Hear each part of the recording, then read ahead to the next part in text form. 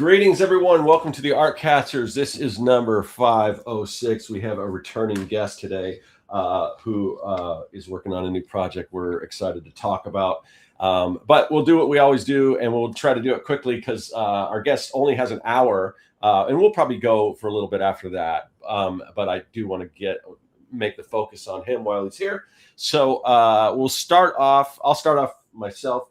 You're on my channel. This is where you can find me on YouTube, where you can find comic art advice and inspiration on my channel here. I just released a new video yesterday about digital versus traditional and why I kind of use both. So definitely check that out. Also, I have another channel called Retro Art Lab where I reverse engineer vintage, ephemera, nostalgia, cool stuff from the 70s, 80s, and 90s, but put a weird spin on it. I'm hoping to have a new video on that next week. So check that channel out if you haven't subscribed to both. And then I have a website, circworks.com, where you can find my comic book, which I don't have access to. Oh, yeah, I do. Young and the Dead. It's a kids versus zombie adventure story. Just think Goonies meets Night of the Living Dead. And again, that's at circworks.com. Josh, what about you? All right. Yeah, so I'm going to be occasionally live streaming on my YouTube channel, and you can check me out at Joshua Kemble on YouTube. And then also, I just got these proof copies for this is like kind of a teaser that they send out to like specific publications. So Turner put that out, which makes it feel a little more real. It's not quite the print quality of what the final will be. It's not the full thing. I think it's only like 30 or 40 pages or something of the 239, I think. But I was excited to see it, and that means this thing's really going to happen. So we're working on like second passive revisions, just those last editorial edits and stuff. But it's up for pre-order. So pre-order Not Death But Love, The Strange Supernatural Story of Elizabeth Barrett Browning. And I think if you go through Barnes & Noble, they do a pre-order discount. And I might be posting a code at some point for that as well. And then also check out Jacob's Apartment, 2 stories, and my music. So yeah, that's basically, that's my wares. Awesome. And Kevin? Yeah, my name's Kevin Cross. I'm an artist. You can find everything you need to know on my YouTube channel at Kevin Cross Art. Real fast, I'm also a skateboarder, not just an artist, and I have a skate shop online. And so I want to point people to that because I don't really talk about that too much. It's at boardpusher.com/Kevin Cross, SK and the number 8. And there's some bitchin' stuff up there. Yeah, is that one board that you just posted up there? Yeah, I just did a blacklight Frankenstein board that also glows in the dark. It looks awesome. I want to get that. First, I got to get the one we collaborated on. yeah. There's some stuff that when Scott and I did the Tropical Sugar Kooks collaboration, there's some Sugar Kooks boards up there as well. All right, and Scott Lost, our guest today. So Scott, let everyone know what you do, where they can find you, and you can kind of we can kind of roll into your Kickstarter that you got going on right now. Sure. Yeah, you can find me at Scott Lost, SCOTTLOST on Twitter, Instagram, Threads, Blue Sky, Facebook.com/Scott Lost. You can find all my books at accidentalaliens.com. Second Shift, Minimum Wage Superheroes, Wanderers of Milsanda, Anthropomorphic Dinosaurs versus Humans, and a couple of short story anthology books that I do are Granite, which is 2 teenagers caught in the middle of an alien invasion, and this Paradise Hills, which is Studio Ghibli meets Pixar storytelling. It's a young biracial kid. He introduces you his family, his friends, and then it gets off into the fantastical, as those movies usually do. And those are in Astounding Adventures #1, and you can find Granite Part 2 and 3 in Accidental Aliens 2024 and 2025 anthologies. And you guys will have me for 1 hour, and that will be more than enough. You'll be tired of me by the end.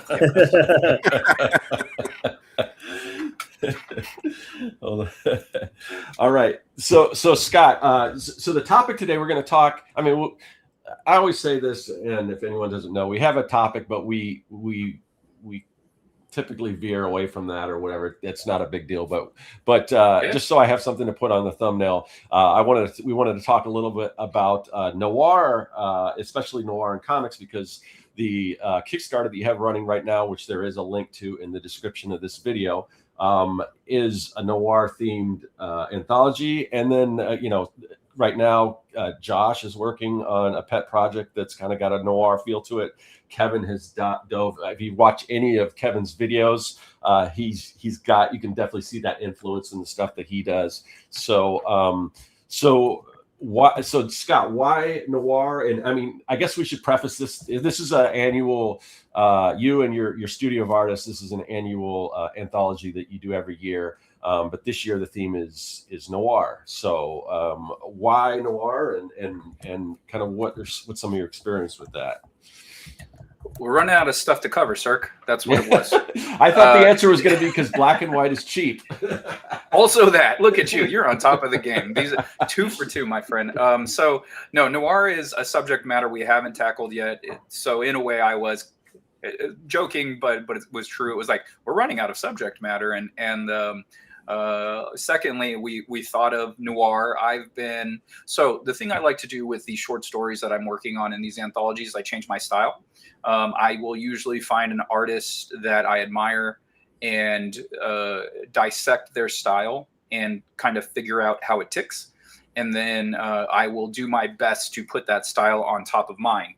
And so that way it's a combination of what I normally do plus X creator, whoever it is. And so one of the creators that I've done in the past was Mike Mignola. And that was such a fun thing to study and figure out that I wanted to keep going. So the next one was like an Ian Bertrand, Chris Burnham type style. And that was also fun to do. So I just kept rolling, kept doing different things. And it kind of all started with Granite Part 1, as I had mentioned earlier. One of the short stories I did Paradise Hills Part 1 in this anthology called Astounding Adventures. And I had these pages ready for this book as well, but I had another artist do it.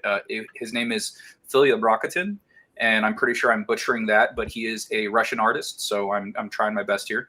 He has done work for Marvel, DC, Scout, Vault, like pretty much any kind of big company he's done work for them.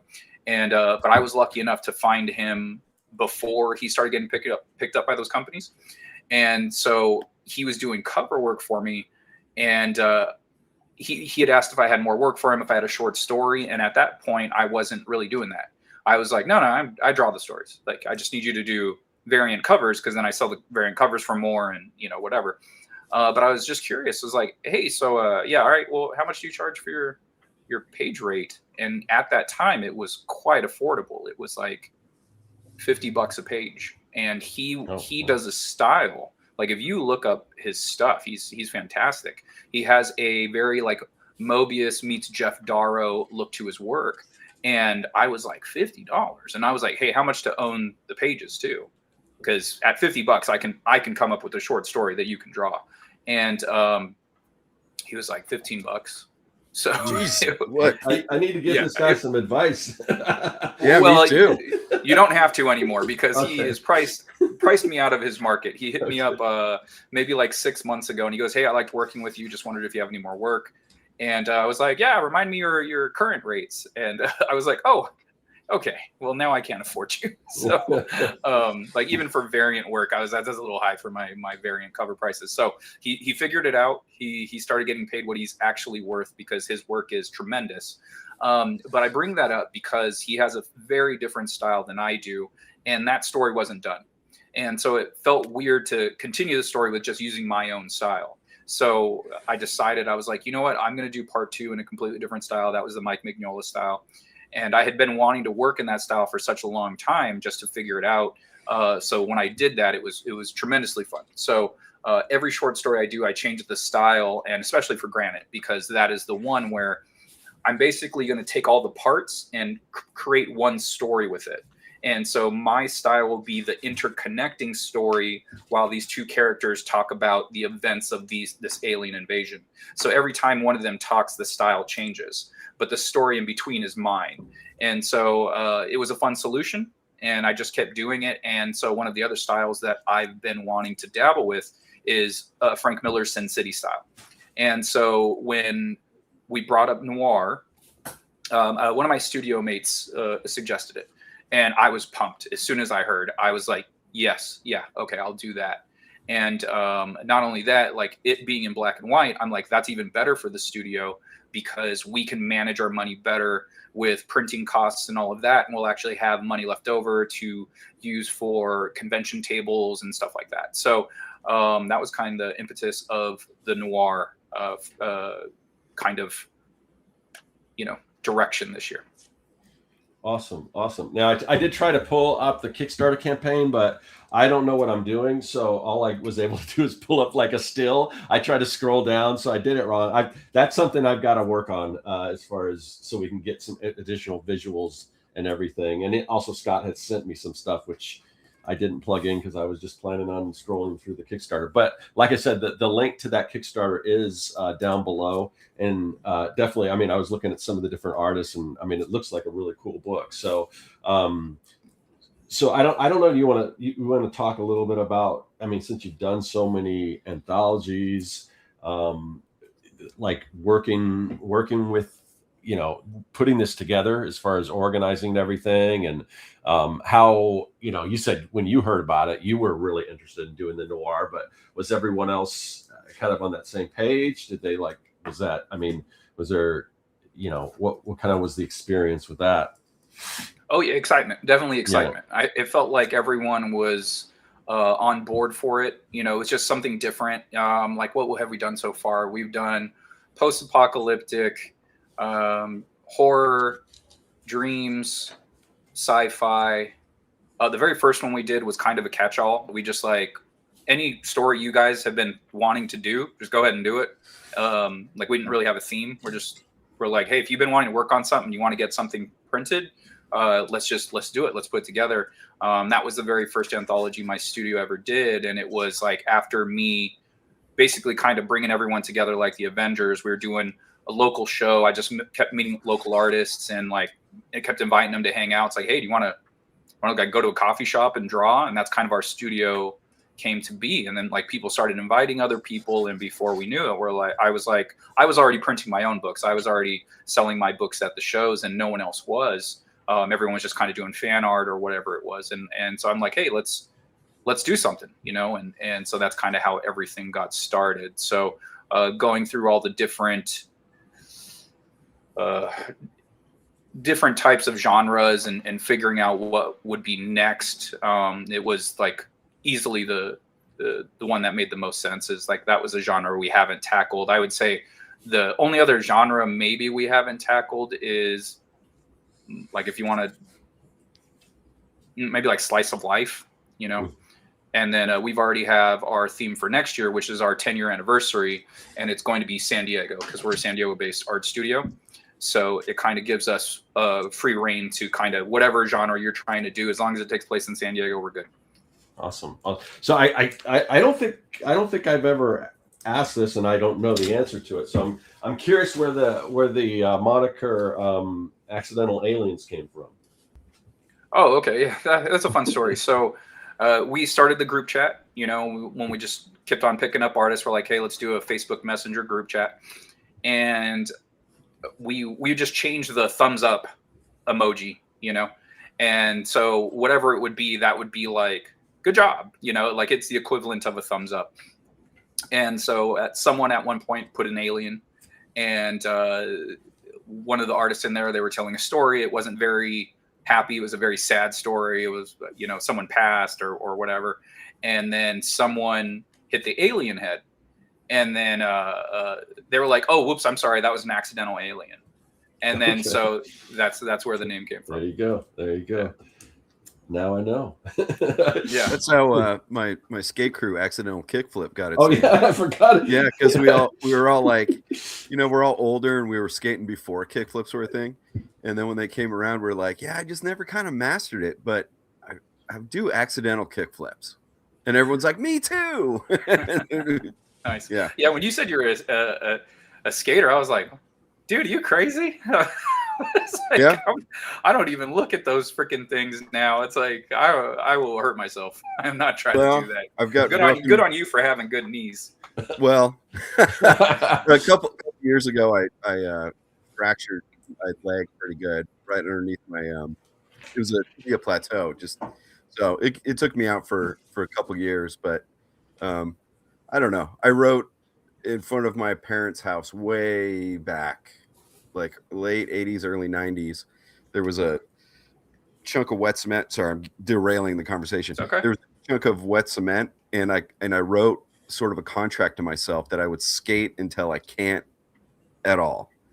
So I was a teenager then. I'm 50, almost 55 in a few months. Not too long from now. So, whatever keeps me young. Good, man. Yeah, I still play. I'm 45. I still play basketball, but I have a really bad knee injury, and it was like we played 5 games. The 5th game I should not have played, and by the 5th game my calves were drained. I was like, oh nope, I'm cramping up. I got nothing. And when we finished, I pulled my knee brace off, and like I was limping. I'm all, what the fuck happened? And so it's still messed up. It's been a month, and I'm like, oh, I probably should go see a doctor, but of course I haven't. Yeah, swimming, and I surf too. So swimming and surfing has helped a lot with that. To take over to skateboarding as an older guy. Nice. So yeah. You guys just do activities that are bound to break limbs and things. I'm sure Scott has some stories because Scott used to wrestle professionally. So. Oh yeah, that's right. I heard about that. That's awesome. Yeah, I've done. I have the body of a 55-year-old man. I think I have the knees of a 60-year-old man for sure. 10 years of pro wrestling, and then I've been playing basketball since I retired from pro wrestling. So it's like, okay, 15 years of basketball, running up and down full court for 2 hours, and it's just like, that's not good for you. But I keep doing it because I'm an idiot. Yeah, I have so many questions about wrestling, but we should probably maybe save that for another time. Whatever, it's all good. You guys ask me. I'm used to the free flow conversation. That stuff's all good. So, God, for some reason now, I just want to talk about like the history of like El Santo and Junkyard Dog and stuff like that. Oh yeah, classics. Yeah, those were the guys. When I was a kid, that I really liked. Yeah, JYD was dope. Yeah, they were. Those were the first guys I watched. I was a WWE or WWF kid growing up, and so I was like Piper, Junkyard Dog, Bad News Brown. Like I loved all of the characters. Honky Tonk Man, Jake the Snake. The Snake was the best, and he's one of my favorites. Macho Man. So I could just keep naming. Bret Hart was my guy. That was like my main guy. Even when he was in the tag team, the Hart Foundation, I was like, I don't know what it is about this guy. I like this guy a lot. And then eventually he became a singles wrestler and just took off. So. Yeah, I got an eye for talent. Yeah, when I was a kid, I had my like being that I'm about 10 years older. This makes sense, but I had my Evel Knievel poster, right. my Bruce Lee poster. Yeah. A little bit later on, I had a Mr. T poster, but then right in the middle there was this poster of Junkyard Dog with a red background and his red tights, and he had like chains around him. Yeah. But I mean. Awesome. I relate to that too. Bruce Lee's why I used to wear Tigers all the time. Those shoes. Yeah. Bruce Lee's why I wear aviators still. It's like I used to wear aviators. I was like, that guy's the coolest guy in the world. Love this guy. And then like having Asian representation on TV in the US was great too. So I was just like, yeah, he's like the fucking best guy. Everybody. I'm sorry. Am I allowed to cuss here? Yeah. Okay. All right. So we're not on Corey's channel. So speaking of Bruce Lee, he lived in San Francisco like I did, and Chinatown in San Francisco is ripe for noir. See how I did that? Yeah, there you go. Yeah, the lights, the shadows, the gangs, the all the goings on there, parades. Yeah, El Santo. I mean, there's tons of the parades. Yeah, you get lost in you're on the take, you get lost in the parade. It's you're chasing some dame who's all kinds of cool noir stuff. And then El Santo was in like tons of movies that, mostly ridiculous, but sometimes bordering on kind of a detective thriller kind of thing. Yeah, kind of. I wouldn't say, but he did have kind of that noir ham-fistedness because he was El Santo, He was never just El Santo. It's El Santo, you know? Yeah. So definitely probably like a hard-boiled character for that. So back on noir. Aside from like say Sin City, Frank Miller, stuff like that, do you have any noir movies that you particularly like that maybe you have used for influence for your stuff at all? Not really, to be honest with you. It was mostly Sin City. You know, there was other stuff. I have like a couple of the Parker books. Mm-hmm. But beyond that, yeah, it was Sin City was a huge influence on me because of the time of when I was born in 1980, but I was reading comics in the 90s. I was reading comics since like third grade, but, you know, took a little break. And then back in the 90s, I was on it from like 90, you know, like Jim Lee's X-Men #1, that relaunch. And then the bubble of the 90s comics and Sin City being such in the forefront of everything. Yeah, and Scott, it just, we're both of the same generation where if somebody brings up like Weezer's Pinkerton, it's like that was the last good Weezer album, you know? Yeah. Like, I love Pinkerton. It's that era, yeah. Because Yeah. I'm an 80 kid too. So. Yeah, no, Pinkerton was awesome. I remember when Pinkerton came out, I'm all, this is weird. Yeah. And then after a while, you're like, never mind, this is awesome. You're like, it's brilliant. Yeah. Yeah. It's just like, okay, they're going for something different here. And then the Rentals came out, and I like the Rentals. Yep. You know, anyway. So Sin City was just really prominent when I was growing up as a reader. And that style, man, it's just like I have an obsession with style. And the fact that Frank Miller started off in the style which he did, which was like kind of traditional of that time, and then it just started evolving and evolving and evolving, and it became what he's known for.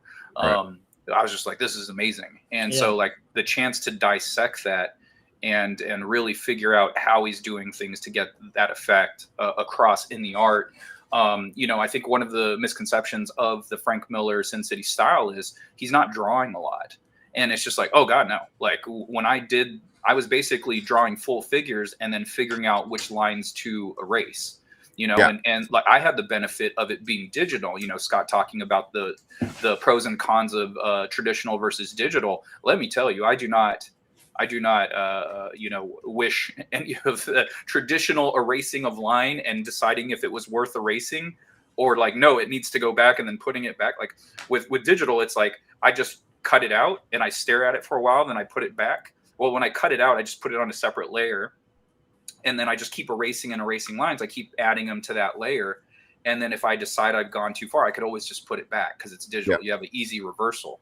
Whereas Frank Miller, he's doing it traditionally. And it's like, when you go a step too far, like you really have to redraw what you just did. So it's really crappy in that sense. So I'm very happy working digitally because I have that benefit.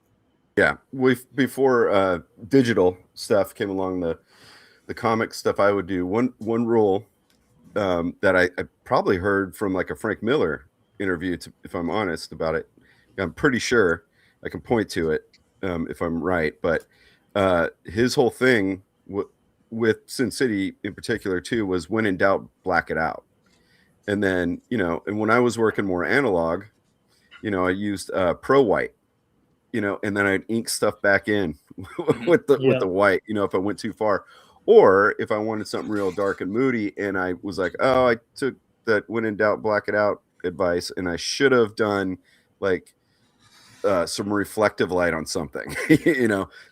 Luckily, you know, when you're working analog, you can see under the black. You can still maybe see like the groove where the pencil was or something like that, or maybe the ink layers a little bit, so you can still kind of, you know, do that. But Sin City, when that came out, I don't know that I was super into noir. Noir is a thing in the last like 15, 20 years that I got really into.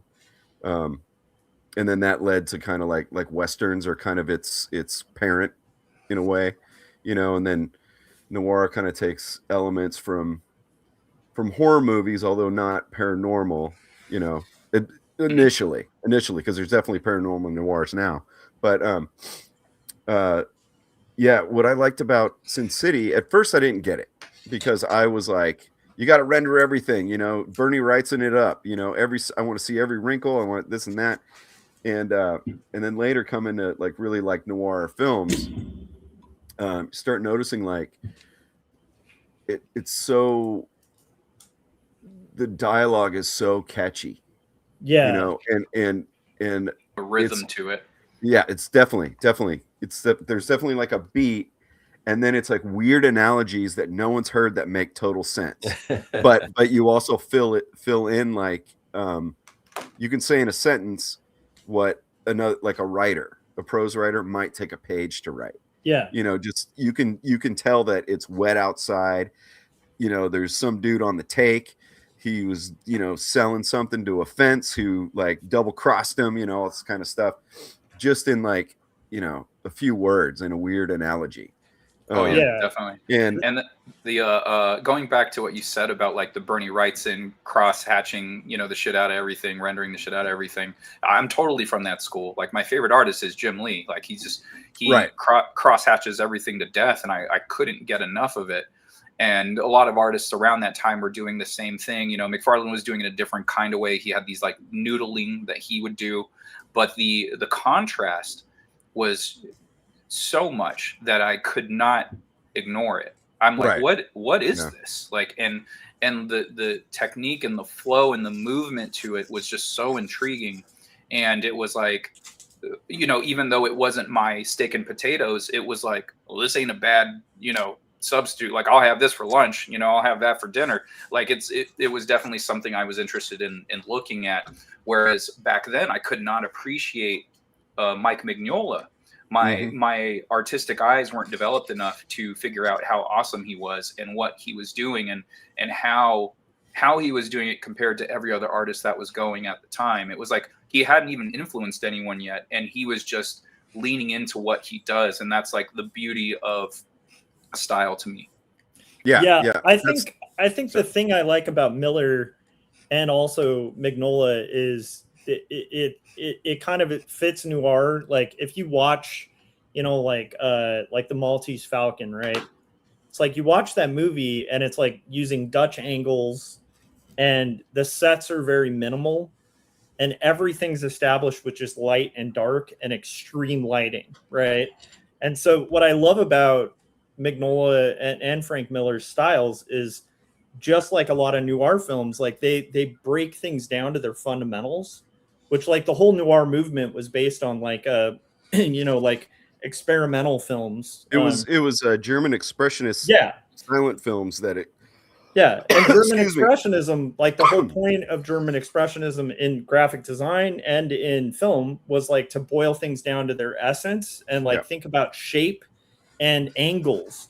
And so like the thing I love about both of those artists is like they literally show you exactly what you need to see and that's it. Like there's no extra, there's no fluff. It's just like, what do we need to see to convey the scene in just black and white and barely any like in between. And I love that high contrast approach. And I think it really suits that kind of moody story really well. Cause I still remember when Sin City came out, I was just struck by like, there were covers where it's just a guy in the rain. And it's like the way Frank Miller did rain or did like blinds. And then he'd use like the lighting coming from the blinds to kind of fill a figure in a room. And you looked at what he drew and it's like, he didn't draw a lot. It's just like bands of light coming from blinds, but it gives you everything you need to know. I really admire that. And I think it's harder than it looks to work in that style. Well, I think that's why so the original noir, sorry, I'm total dork about this stuff. Oh, me too. The original noir, they were actually hiring the writers who were, you know, Dashiell Hammett and you know, guys like that were alive and being, you know, ripped off by Hollywood, just like Jack Kirby got ripped off, you know, kind of thing. William Faulkner wrote a couple too. Yeah. Yeah. So those guys were still alive and they were, you know, they had their popular books and with their popular ham-fisted detective kind of characters. And then so part of the reason, so they took German expressionism because of the Dutch angles, the really kind of surreal aspect of it sometimes, And then, tons of backlighting because too. they wanted to pump these movies out, because detective fiction and pulps were so huge at the time, and they wanted to pump these movies out. They were done really cheaply in a lot of cases, like super cheap. So a lot of the reason why you see, the style that became like the blinds on the back of the wall is, I forgot what the thing is called. It's the light they use in Hollywood, and it shoots different light beams certain ways. That was cheap. Yep. And so they had to rely on story and spectacle. Yeah, you And just have spectacle, two not walls. in like science, Yeah. not in special effects. I'm talking like fight scenes, the crazy dialogue, Snappy dialogue. Yeah. Everything had to move. So yeah, it's all in service of, I mean, what Hollywood loves to do the most is find out what works and make it the cheapest way possible for the most profit. So noir, I would imagine, falls in that genre of like, oh, we can do this and on the cheap. And I think that's where kind of the horror bug has come back around as well, because horror movies, I guess, are relatively easy and cheap to make. So, it totally makes sense. Yeah. And the cool thing about it too is like a lot of, much like horror and stuff, it's like the limitations that they were dealing with budgetarily or whatever made the performances more compelling and the lighting much more inventive, because they exploited the heck out of like backlighting, because again, like a lot of those sets were literally like two walls, it's like this is an office, and it's like, how are they going to make it seem that way? Well, we'll backlight the window, and then the rest of it's just black. When in doubt, black it out. Yeah, it's great. Yeah, and then you get a hot femme fatale. You get somebody with a busted looking nose who's a snappy talker, and you're gold. I love it. Yeah, but what's cool about like bringing it back to the comics, Sin City and stuff, what I came to realize later, once I became someone who appreciated that kind of stuff, and Mignola, because back in the old days when Mignola, I think he was on like Alpha Flight or something like that, I didn't really care about his stuff. I liked when he started doing the more stark stuff that he's known for now. Right. But the thing about Sin City, I like how you could tell, I can tell now in retrospect, that he was like a real student of the stuff, and then went, I'm going to kick that part up a notch, and it was, I think, more than people expected too. You know what I mean? I think that's also something that comes with age. When you are an artist, like I've heard it so many times, and so I'm shocked when I still see some of my favorite artists from my youth still doing like similar styles to what they did when they were younger. Because one of the things that I've heard as artists get older is do more with less. Don't hatch the shit out of everything. Don't spend so much time on this. Like, this isn't the important part. Only put what's important on the page. And I would hear that a lot from older artists. But then now, like guys like Jim Lee is still my favorite artist. He still does it. He still renders everything like a madman. To me, it still looks beautiful and I love it. Barry Windsor Smith came out with Monsters a couple years ago. And that's like a tome that's, oh my God, I don't know how many pages that is. And he's at least 15 years older than Jim Lee. And everything there is rendered like crazy. So the fact that these guys are in their older age and like their style hasn't diminished at all. If not, they're like, no, I'm going to lean into this. Like, I love that about them. But I've noticed with myself, I'm not an old man, but I've been doing this a minute now where I'm like, yeah, I do love that. I love the rendered. I love the cross hatching. I don't want to do it. I want to do hatching. I want to do some hatching. I don't want to do cross hatching. I don't want to cross hatch everything. Yeah. So it's just like sometimes I'll use the hatching to show form and stuff like that. But overall, it's like I really don't render my characters in that way. I have a very open line style, which is more reminiscent of like modern artists like Ryan Otley. Like I would say my style leans a little bit in that direction. And it's like it's an amalgam of some of my favorite artists. And like, it's like going back to Bruce Lee, it's the Jeet Kune Do of art style is like, you're just taking what's useful and leaving what's useless. There's things about Jim Lee's style that I absolutely still use to this day, but there's a lot of it that I don't. I'm like, that doesn't work for me and what I'm trying to do.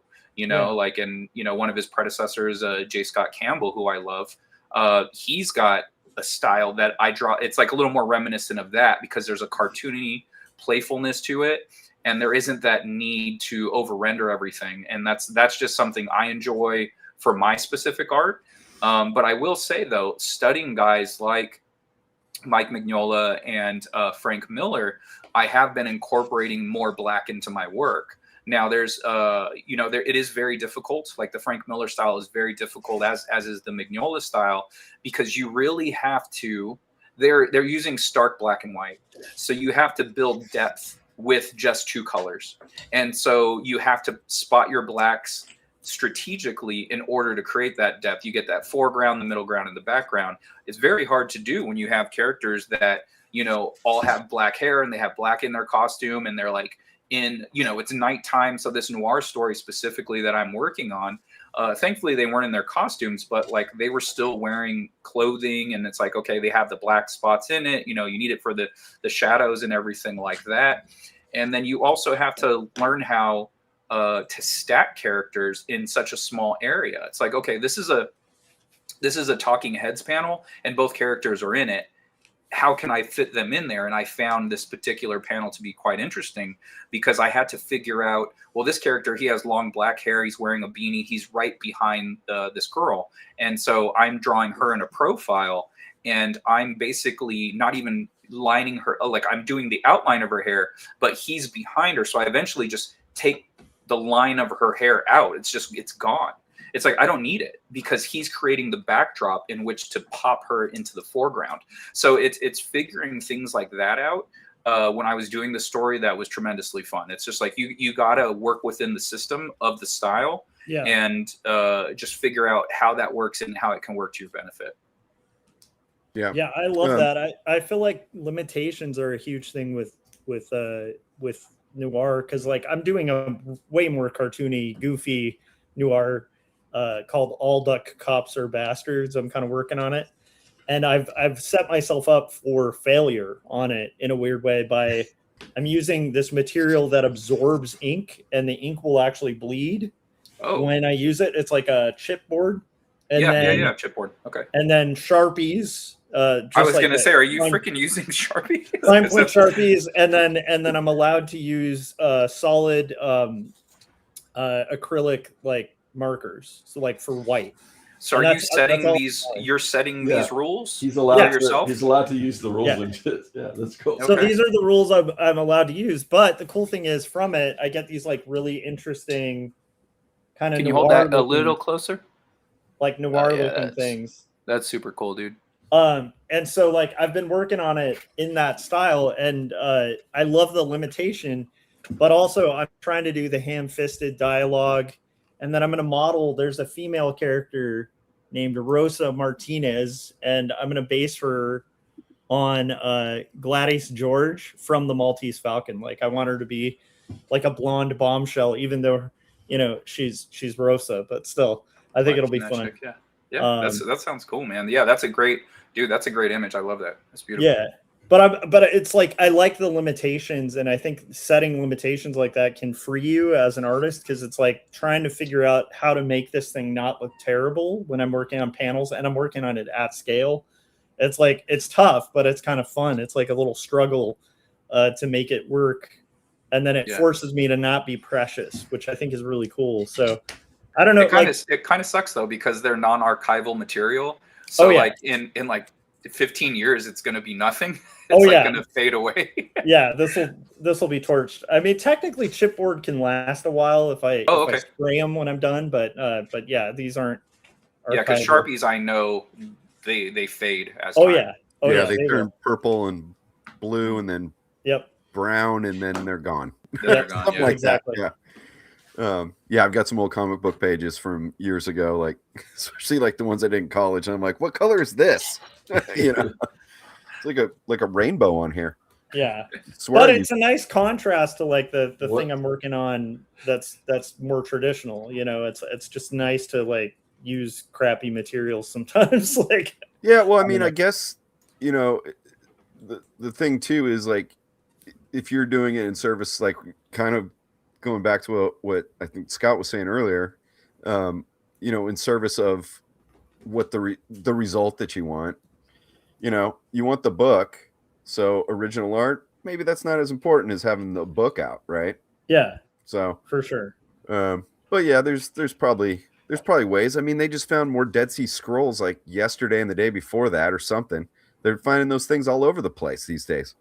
So it's true. And I'm also talking on my ass. I just read that. I just saw that they found. I think they used LiDAR or something, and they found that there is another Sphinx next to the Sphinx.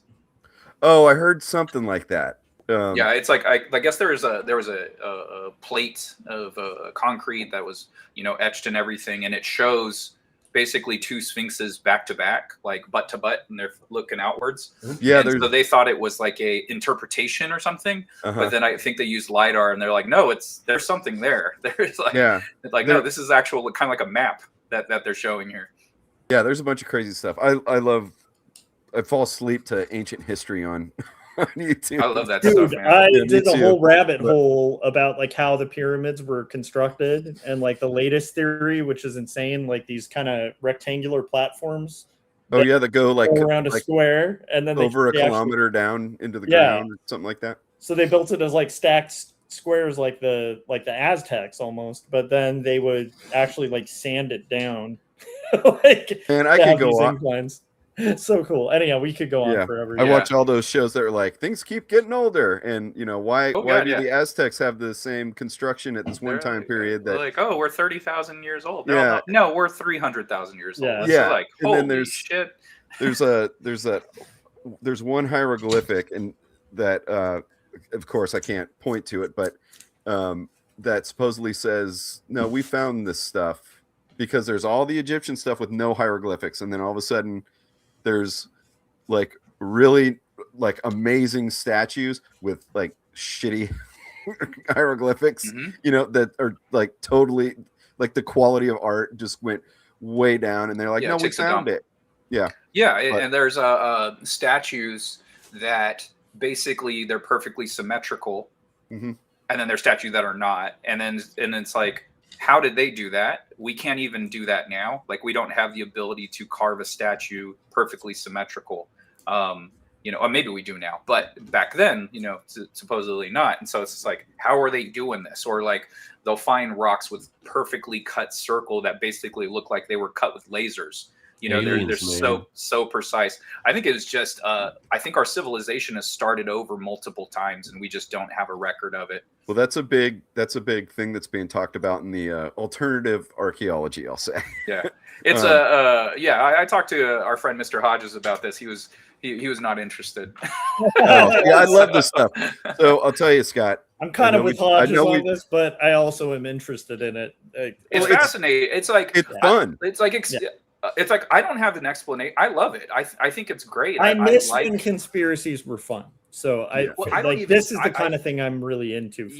I feel like it's not even a conspiracy, because it's like, how? Tell me how. And it's like, well, we can't tell you how. Then okay, so like, I think if we have trouble, like we would have trouble constructing a pyramid now with our technology now. Oh yeah. How the fuck did they do it? Well, how about they obviously were further along in their development, and then a meteor hits, everything gets wiped out, humanity has to start over. There's a very small population that survives.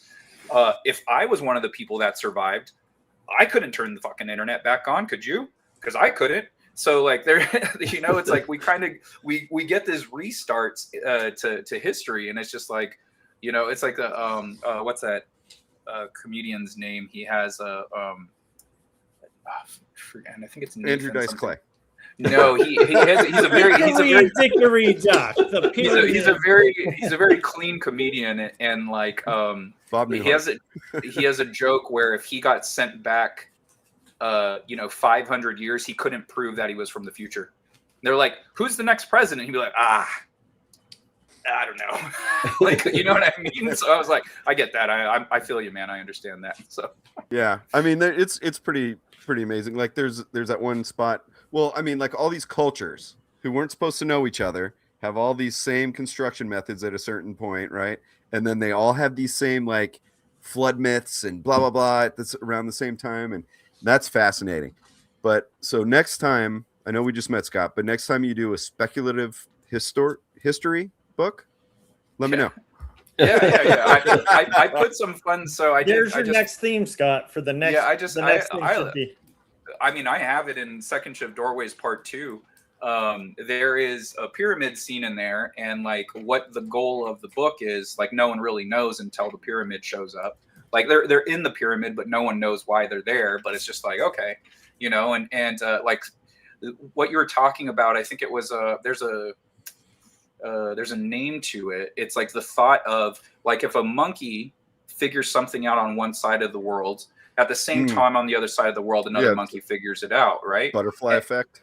It's called something else. No, that is if one thing happens, it affects everything around it in one way or another. So it's slightly, it's a different thing. I would say in the same realm, but it's slightly different. And then that kind of goes with history, like throughout. But also like we chose a certain path of technology and what we use in today's society, like plastics. You know, like the civilizations that were here before us, you know, the human civilization before us, they weren't using plastics. We were. We're the civilization that started using plastics. Now we have it in our bodily fluids and everything, and it's going great. So and we still can't figure out pyramids and all of that. So anyway, this is all noir related. So what we do, okay, let's workshop this. Okay. It could be what is it? The name's Khufu for hire. Cairo's a rough town. That's how it starts. The Nephilim, I don't know. Oh, Nephilims. Oh yeah, let's talk about the Nephilims. Yeah. Right. The Anunnaki's on the take. You know. I love all that stuff. And my other book is Wanders of Milsando, which I actually have some covers by another artist behind me here. And so there's. You know, it's different planets on, you know, different human beings basically inhabiting other planets. And on this planet, the meteor never hit. So dinosaurs of that world survived and evolved. And so I'm going to put some of that stuff in there because it interests me. I like it. And then it just kind of keeps going with this undercurrent of my books, this like little thing. It's like, hey, I think Scott's super into pyramids and shit. Like, what's up with this guy? I just wanted to be that. I want someone who reads enough of my books to go like, oh, I think he's got like, there's an interest here. There's something about this that he finds interesting. Yeah.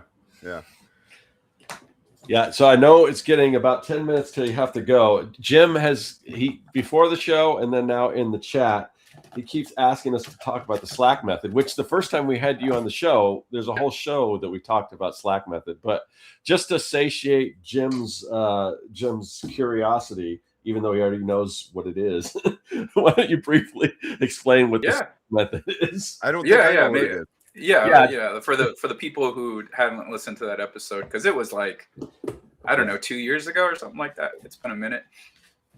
So the Slack method is the Scott Lost Advanced Cartooning method. It is basically whatever you feel like working on that day, you should be working on that. So, and I'm using this specifically for comic books, but you can apply it really to anything, you know, and so I don't work on pages in numerical order. I work on them as far as what I want to work on that day. So, and my thought process on it is, you will work faster on the thing you actually want to work on as opposed to the thing that you're grinding out because you have to get that done. That's very true.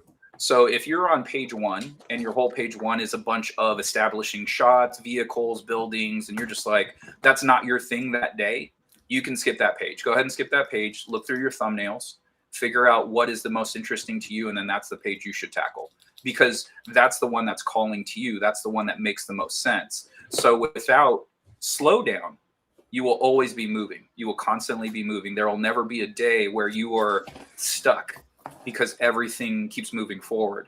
Now, the beauty of this is it will get you in a groove. It'll put you in a rhythm. And then there will be a day where you wake up and you go, I feel like knocking that background out today. I think I could do that today. And then you basically start eliminating those problems that you were looking at when you started your book. So by the end of it, more than likely, a lot of those snakes in the burning building that you've been looking at for, you know, a month or however long you've been working on the book, you're just like, I can deal with that today. That's something I could deal with. And then by the end of it, if you do, you hopefully should have a balance of stuff that you actually do want to work on. Or if you have those problematic panels that you haven't wanted to work on, the beauty of that is you're so close to the finish line that you'll keep pushing forward. So it really eliminates any lag in your productivity and just keeps the car rolling. You're not stuck at a stop sign. You're not at a light. You're just going forward. You're moving. So I think I'm using the Slack method for my cartoon then. Oh, awesome. Yeah. So, there's character designs, there's backgrounds, there's, obviously the script, which it started with. So that's done. But because it's an animated film, basically, I have to do all the audio stuff and music and, all that kind of stuff. And I have just a little notebook with a checklist of what everything that has to be done. And there's been tons of times where I'm like, well, I feel like doing character designs this week, and I do them. And then I'm like, I just want to play music. And then I'm like, well, I've got 6 scenes that need a score, so I plug in my guitar and everything else I have and do that and bounce back and forth. And we were kind of talking about that last episode a little bit because, I was saying, maybe I was just thinking it, but it feels like I'm not getting anything done and it's all scatterbrained. And then I look at my little notebook and I'm like, oh, it's moving. Yeah, we mentioned that last week. I think that might have been one of the reasons too that we reached out to Scott too, was also that you were talking about it. It's like that sounds like Scott's technique, like for sure. Yeah. Yeah. And it does feel that way. Like at times you're like, man, I've been working nonstop, but I don't have any, much like you, I have my thumbnails digitally. And as soon as I finish page, I got to cross it out. And if you guys are checking the list type of people, because I am, it feels great. It's like, man, I haven't been able to cross anything off the list in a while. And it's because you're working in patches. It's just like, well, I felt like working on that character on that page. And then so I'll go to that page and I'll work on that panel. And like a panel will be done here. And maybe I'll do a second panel here. It's like, I don't really feel like working on those panels. I'll go to a different page. So it's Scott, like, man, go ahead, finish your thought, and then I want to interrupt. Well, it's just, so like that's the only thing is like you get that delayed gratification of crossing something off of your list. But the best part about it is at some point you're going to knock 3 things off your list, like back to back to back. It's like, oh, nope, I got to check off 2 things today. And it makes you feel super good about that. What I would recommend if you're using the Slack method and you are somebody, I think most people are people like check things off the list. Have like each page could have a status bar. If you're 50%, you fill in 50% done. That way you're not waiting to check that thing off. You're seeing how much is done on each page. And that might help you. I think that's a good thing to implement if that's a concern of yours, that like, oh, I'm not checking anything off. Then you can look at the whole thing as a whole and see how much you've actually done, even if it's not even if that page isn't 100% complete. Yeah, and I think just a suggestion out there too, like this technique probably wouldn't work with me because I'm like micro focused kind of person where once I'm on a project, it's like I'm hyper focused on it. And having a diverging project, like right now I have 2 projects, but one's like dessert and then the other's like the meal. And like for me, I can't do like split tasks like that. Like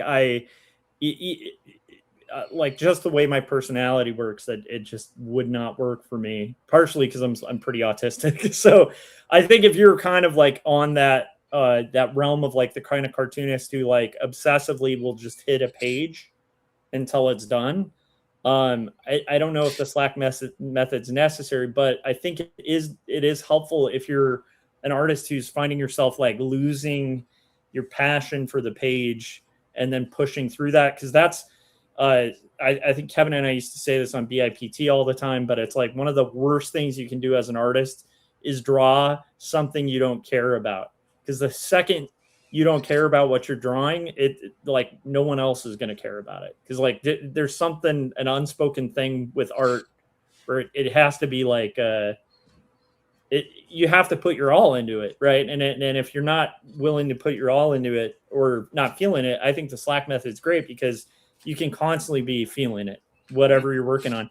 Maybe you have a day where you just want to chill and, you know, do some perspective lines, you know, like it's like, I don't know, that I think that's a great method for that. But I just wanted to mention for people who are kind of more wired like me, where you just like, I just have to obsessively do the same page till I'm done.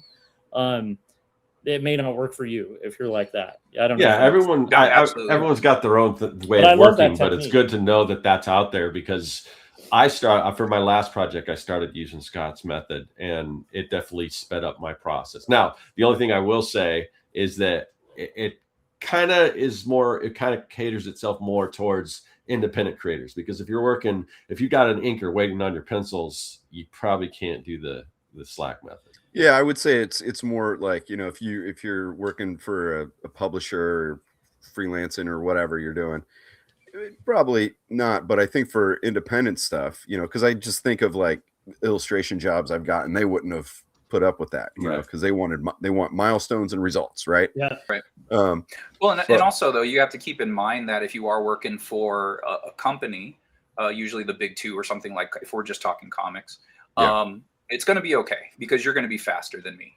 You know, I think this is a method. Yeah. So like, I think it could work for the big two, because if you do use this method, you're more than likely a monthly or bi-monthly artist. So you're going to be faster than me. So it's still going to work. Your inker's still going to get the page. It's just honestly, I feel like it'll speed them up even more. If you're a monthly or bi-monthly or tri-monthly the big two artist, and you do have trouble hitting deadlines, I suggest you use this method, because it might help you out. The reason why I developed the method was because I would drag my ass when it came to pages I didn't want to draw. So it's just like, there's got to be a better way in doing this, because I'm just sitting here and I'm trying to push through these pages and do these backgrounds that I just don't want to do, and I'm dragging my feet, and I'm taking breaks, and I'm going and doing anything else but working on the page because I don't want to work on it. And then so that means nothing's getting done. But if you do the Slack method, something's always getting done. And, you know, again, if you're on a big two deadline, then more than likely you'll have some speed to you at least. And I feel like it can help you. And I like that, because I think that it does make logical sense. Like if you're hitting the gym, you can't just do arm days every day. Right. You're going to burn out, and also you're going to look kind of weird after a while, right? Got 2 legs, man. You got 2 legs at some point. So like having those alternate days where you're focusing on different muscles and stuff allows your body to relax, and then you can really hit it full force like when you hit the gym. And it's like it kind of makes sense that it would work the same with art, where it's like, you know, you're going to have your face day where you're like, I want to draw faces. And then you're going to have your day where you're like, I don't want to draw faces. I don't want to draw talking head scenes. Give me an action scene, right?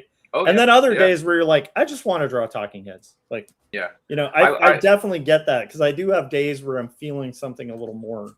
So but you know, you got a superpower. You can hyper focus on things, and I can do that towards the end of the project because I see the finish line.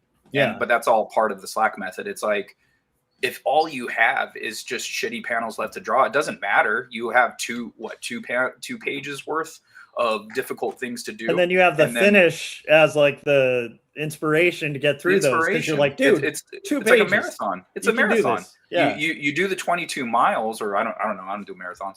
So you do the 22 miles and you got 2 miles left, and you're like, fuck, I already did 22 of them. What is it going to hurt to do these last 2?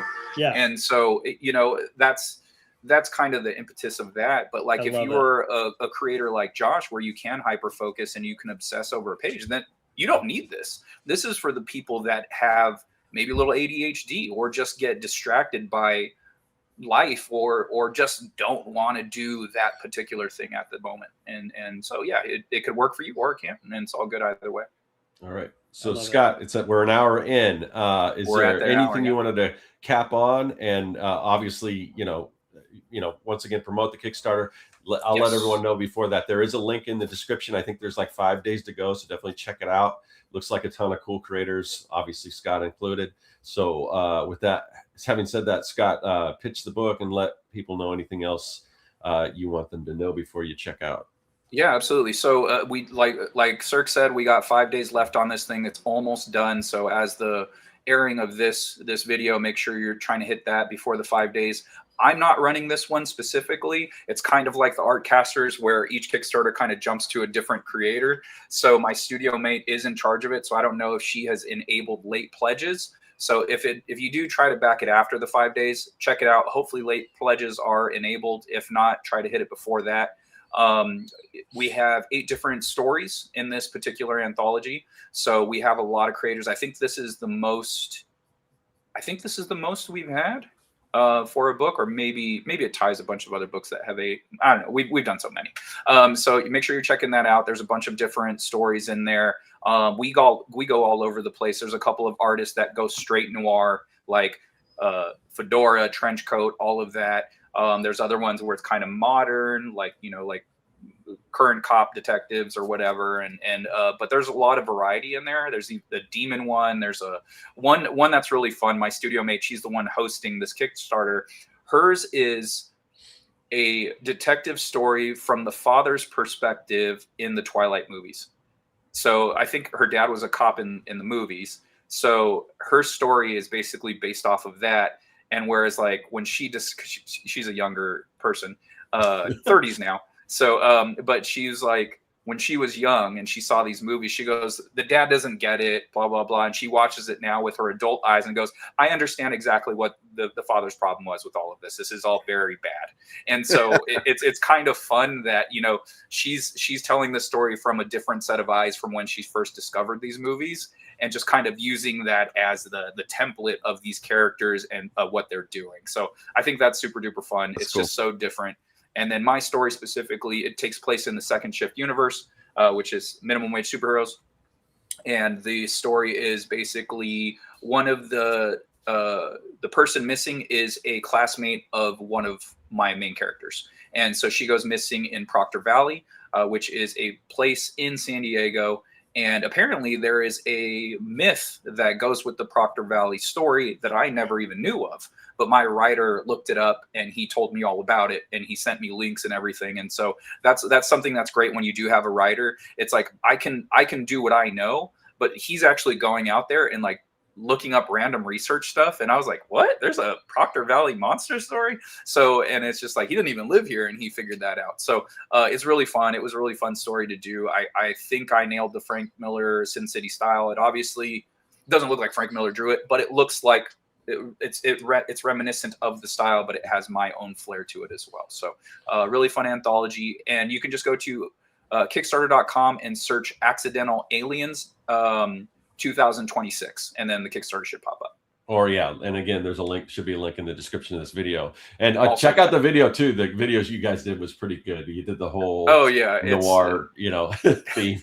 It's fun, man. If you go back, if you search Accidental Aliens Anthology, all of the old ones will pop up, and like the 2017, 18, and maybe the 19, they're all pretty. We do skits. Skits. Like my studio mate, the one that's hosting it, she's actually a videographer for her job, and so she cuts everything together. Like I'll kind of think of the idea. We'll pitch in, and everyone will kind of throw some stuff at the wall and see what sticks. But so we'll kind of like, okay, we can do this and this and this, and we film everything, and she chops it up and make it look great. So all right, Scott. Well, good luck at WonderCon this weekend. Thank you. I will be making all the millions of dollars. I will. Fantastic. I will be like your friend. The next time we reach out, you're just going to be like, "I'm sorry, guys. Who are you again?" Yeah. I made $100,000 in prints this year.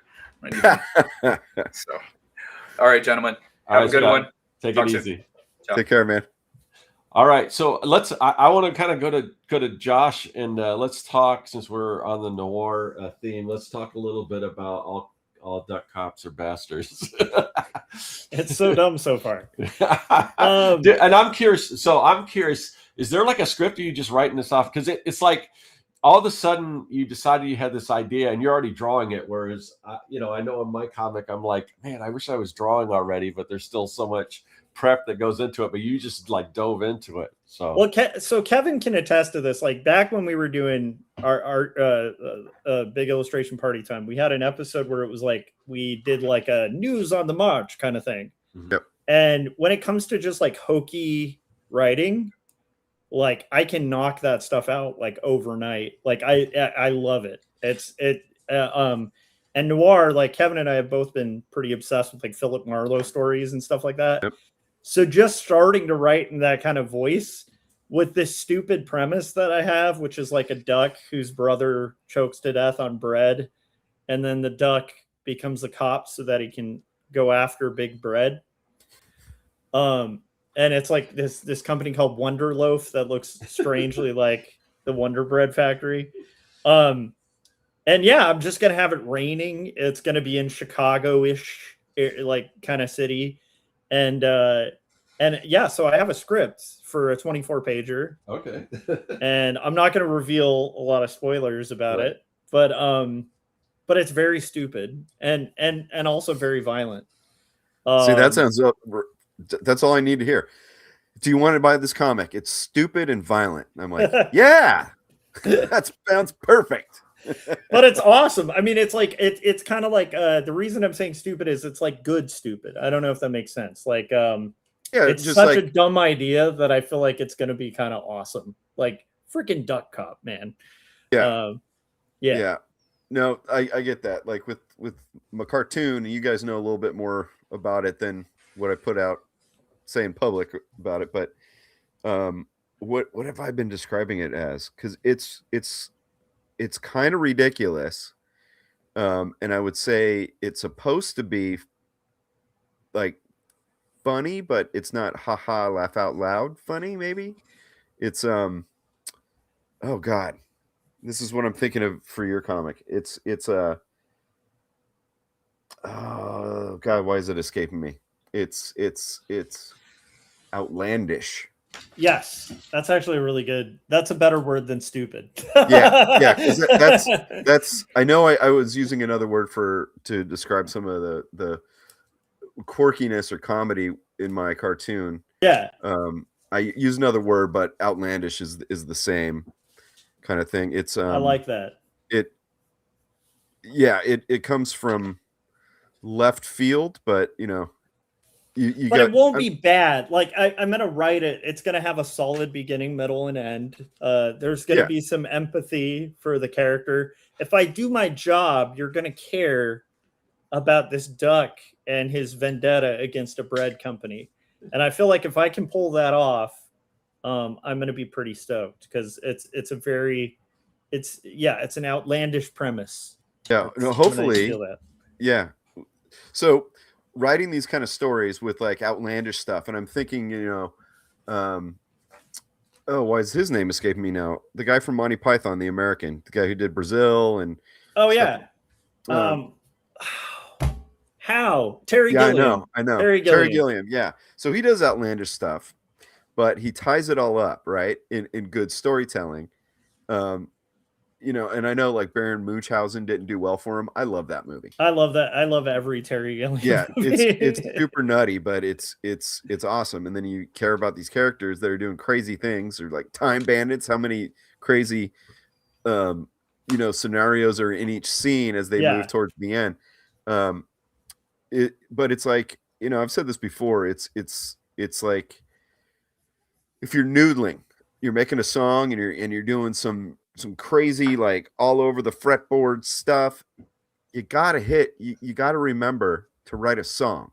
I think I brought this up last time. Remember, you're writing a song. You're not just showing technique and how weird you are or whatever. You gotta throw in like a Ramones chorus that's just like 2 to 3 chords.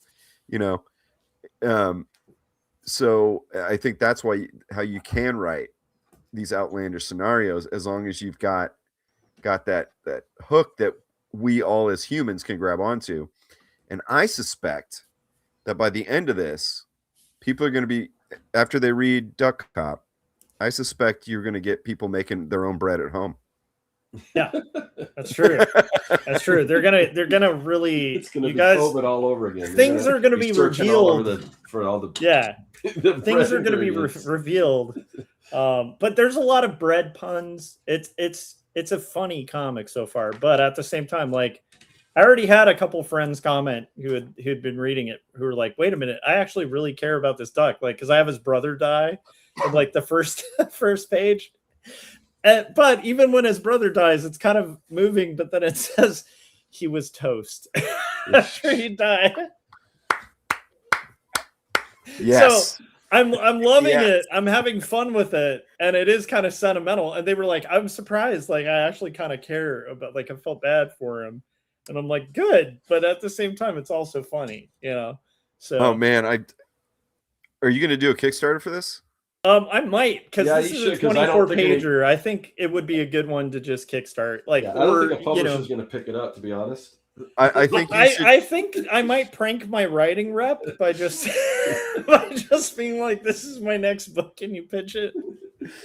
I think maybe as an incentive too, you should, every time you send it out, you should put like a little vial of like a sourdough starter. Yes. Oh, that's great. Yeah, we can sell yeast. You Yeah. know. You're gonna. It's Well, the I least you can meant do. to be making comics, but it looks like I'm in the bread business, fellas. I And got I'm making bought out tons by of big dough. bread. Big bread. It's great because you can I got tap into not soured only on comics. bread puns but duck puns, and there's a lot of both. Of Oh those, yeah. so. Yeah, it's gonna be wonderful. Well, yeah, you can make quackers because that's like a hard bread. Yes, Uh, it's gonna be good. I don't know, Kevin, when you're writing quirky stuff, like what is like I don't know, like I'm trying to kind of understand what it is like, because I've experienced this with t-shirt design and stuff like that. Scott, maybe you can chime in on this too, but like I know this is a dumb idea, like the thing that I'm doing on the side, but I also feel like it has to be made because it's kind of awesome. yeah. So How do you, Oh, where go does ahead. that come from? Like, everything I do. Okay, so the script for the cartoon I'm working on right now, it started off much shorter, and was originally going to be a comic book, but it all started with me asking myself, me in the writer's room brainstorming, and it was just like two questions, one or the other. You know what would, or maybe it's not a question exactly. Maybe it's a way to start the idea. I'd be like, you know, it'd be funny, or it'd be cool.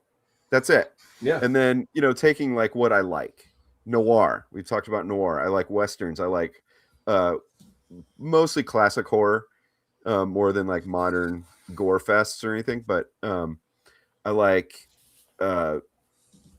certain music styles and this kind of stuff. And I was like, how do I mix all that in?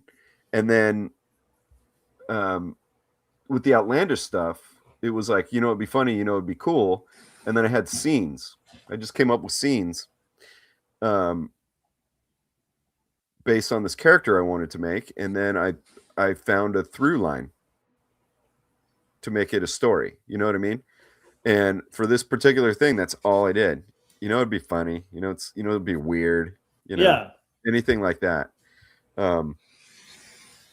So, yeah. How about you? Like, what's your process of this is weird and outlandish?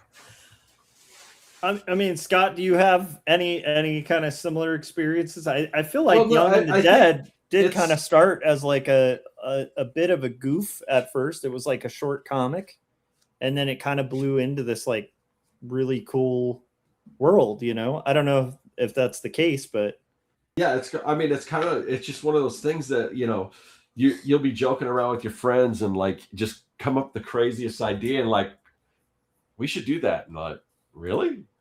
Oh, maybe we should. It's like, Yeah. or just to yourself, like, oh, it'd be totally bonkers crazy if we did this. And it's like, and sometimes it might even be it's funny because I started, now that I'm in this, working on Hip Hop'em's Rhyme, I was trying to go back because if this thing ever gets out there, I might get the question like, where did the idea come from? And I'm trying to place exactly the point where it did. And I don't know, it just seemed like I don't remember exactly what the impetus was, but I know once I had that nugget, it just started coming together from there.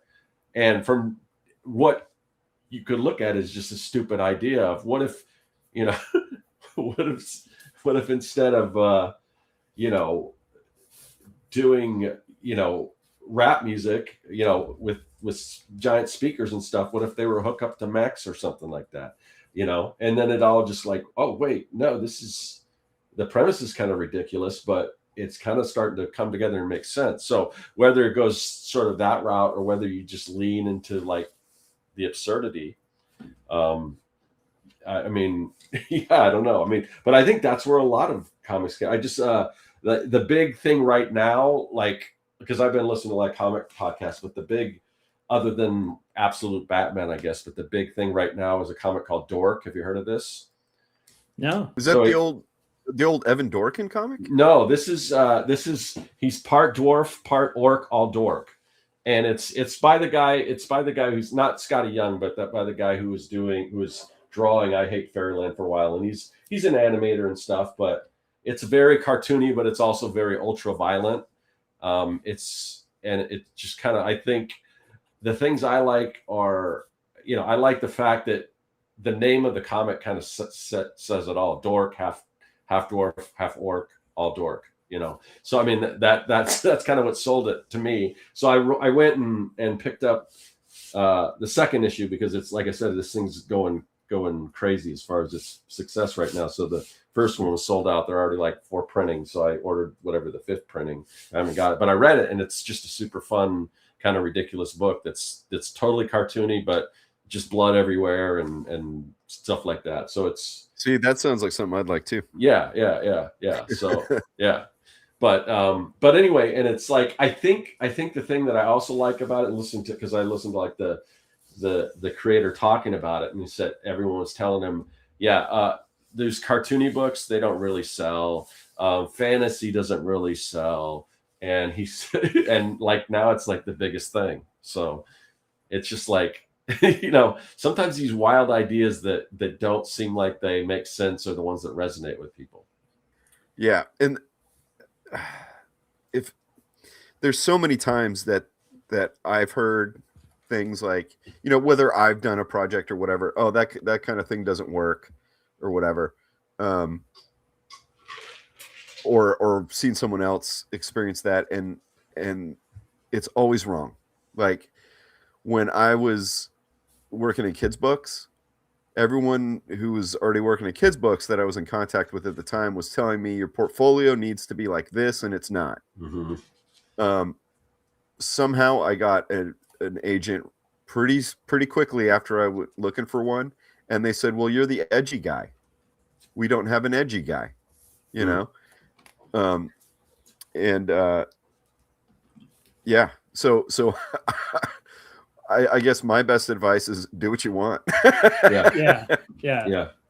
I also think, you know, you have to be, there is a thing, because we do have taste in like stuff we like, even if like for me, I love like a bad kung fu flick. Like I love, I mean, you and I have talked about this many times, Kevin, but it's like, we talked about the Shaw Brothers movies. Yeah. The best. But it's like, when we have Keith on, you guys got to talk Shaw Brothers with Keith, because that's what one of his comics is totally inspired by. But yeah, I love the Shaw Brothers. But the thing about a bad kung fu movie at its best, it's actually not a bad movie. It's a great movie, and it's like I think the key thing is like having the taste for certain things. Like I have a pretty wild sense of humor. A lot of people may not realize that from reading my work, because like the 2 things I've published are super depressing, right? But it's like, if you like humor and then there's something that's really cracking you up, like that might be actually a pretty good joke, or it might be a good idea, especially if it just digs in there and it sticks with you. And I definitely found that doing t-shirts where like just a dumb idea would make me a lot of money. And by dumb idea, I don't mean that's where I do need to come up with another phrase, because I don't mean it's dumb. Like the people who bought it weren't stupid. It was just it was a silly joke. But it like they would stick with me until I made them. And I used to fill journals just trying to get to that, like that thing where you're like, there's something to this. Yeah, I think I was going to say, I think, whenever you hear about like Pixar brainstorming sessions or whatever, it's always like there are no bad ideas, because even if an idea is bad, really bad, it can often lead to a great idea. And sometimes the ideas that you think are bad, when you really start to look into them, it's like, no, this is actually, there's some legs to this. We could do something with this. Yeah, and a lot of those times he's like, if we're saying silly, or I know, like Josh, what you're saying is stupid or dumb, and that's not what you mean. Yeah. But those kind of ideas that come out of left field or something like that, it's if you treat them with the skill level you have and with some reverence, then you get like an Evil Dead 2, or recently my daughter hated it and I loved it, Abraham Lincoln Vampire Killer. Oh, I like that too. Yeah, everyone was saying how bad. I love that. Oh, dude, I loved it when there's that silhouette of him in his top hat and he's flipping around the axe and stuff. I was like, I'm here for this. And wasn't that Sam Raimi's brother who did that? Was it? I don't know. I'm not sure. I'm not 100% sure, but I feel like I heard that. But it was done with reverence, I think. It knew what it was. It wasn't trying to be, Citizen Kane or a think piece. It was trying to be a fun alternative historical horror movie. Yeah, that was silly. It was aware of itself. So that's why I enjoyed it. And I agree with you. Like, I think you owe it to the art. Like, if I'm gonna, like, for instance, Duck Cop, like, I'm gonna make it the like best Duck Cop comic that I can. Like, I'm not gonna skimp on the writing, because it even a silly premise, if treated well with like a plot structure, can end up being incredible.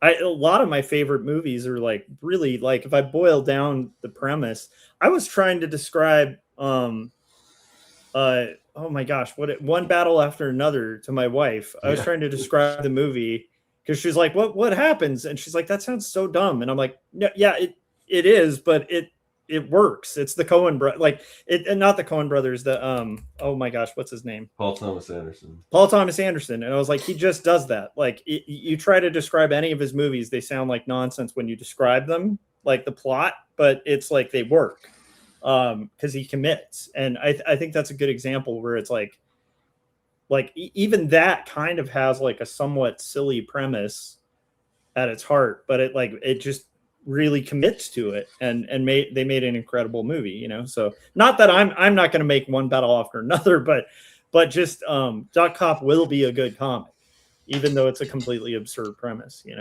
Right. Well, you think, like, sort of tying into the noir thing too is like the old pulps.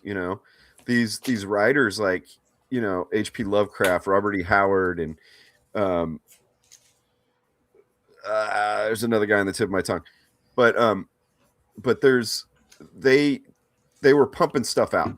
They were writing fantasy stories, and then a boxing story, and then a Western, and then a horror story, and then but you get Conan and Cthulhu, and how about Edgar Rice Burroughs, right? Yeah. John Carter Mars is kind of ridiculous. It's a Civil War soldier who goes into a cave and finds a glowing thing, and all of a sudden he's on Mars. That's my favorite of his, though, and I still feel like that deserves a better movie. Like, that deserves a real... I think it could have been a better movie, but I actually enjoyed it, and I was really hoping for more. Yeah, but it was so poorly received. But I don't think it was a terrible movie. I think the big problem with that is that even though that story originated everything, I mean, Star Wars came from it, so many things came from it, but by the time they actually got around to making that movie, people had ripped it off, and it looked like everything in there had already been done, even though it was the source material who came up with all that stuff. Right. Yeah. That's kind of the rub. It's like kind of the thief and the cobbler scenario. Like in the 90s, the Phantom, was a comic strip from back in the old days. Great one. and then they made that movie, and it's one of those that's kind of ridiculous. It's aware of what it is, and it's awesome. I liked love that a movie. lot, actually. Yeah, Was I that love that Billy movie. Zane? Billy Zane, yeah. Yeah. And then you know, I think it was a flop, but Yeah. you know, The Rocketeer The comes from Rocketeer all was Love the Rocketeer. that The is a Rocketeer great comes- movie. It's a shame that was never turned into like a series. That Yes. one, yeah, and that one comes definitely, I from think. all that kind of influence, you know. So there's all these ridiculous ideas that spawn it. It sounded like it at the time, but it comes from these like people who were in some cases learning their craft. Because if you read like a Cole story, I like Robert E. Howard's Cole stories, but he did that to get to Conan, which is probably better in a better fleshed out world. But you know, but they had to just right. So whatever. What am I thinking? Okay, flying gorillas on Venus, you know, and they have a ray that turns people into donuts. I have to write this. I need a paycheck, you know. And the next thing you know, it's like the new Tarzan movie. Yeah. You know.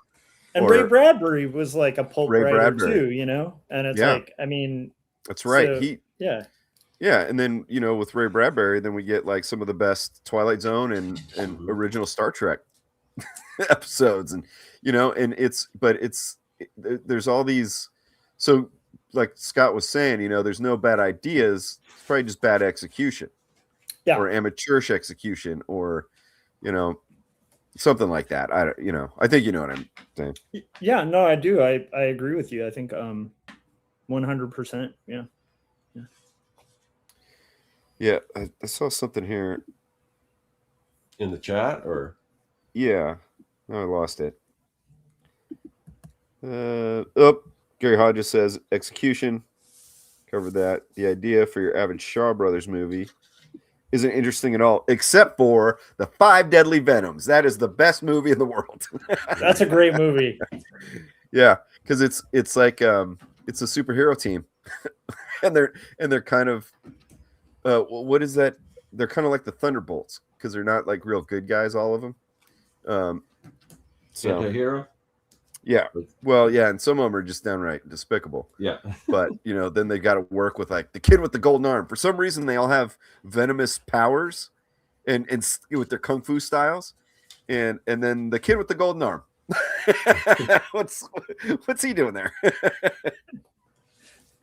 But and then what do we got here?